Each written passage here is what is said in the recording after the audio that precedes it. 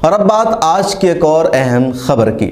دہلی میں آج شدید طوفان اور بارش آئی، بڑی تعداد میں نقصان ہوا ہے، سڑکوں پر درخت گرے ہوئے ہیں، مختلف علاقوں میں گھروں کی دیواریں گر گئی ہیں، لوگوں کے مکانات گر گئے ہیں، سڑکوں پر لگی گاڑیوں کو بھی بہت زیادہ نقصان پہنچا ہے۔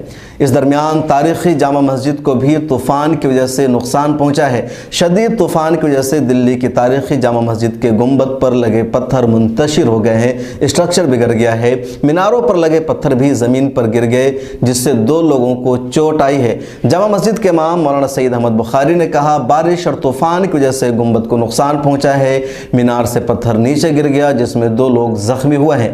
میں وزیر اعظم نریندر مودی کو خط لکھوں گا کہ فوری مرمت کرائیں اور میری مدد کریں۔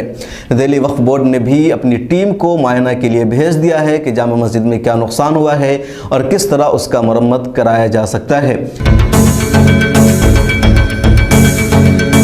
خبر در خبر میں آج اتنا ہی۔ ہمارا یہ پروگرام آپ کو کیسا لگا، کس طرح کی خبریں آپ یہاں دیکھنا چاہتے ہیں، کمنٹ سیکشن میں ضرور لکھیں۔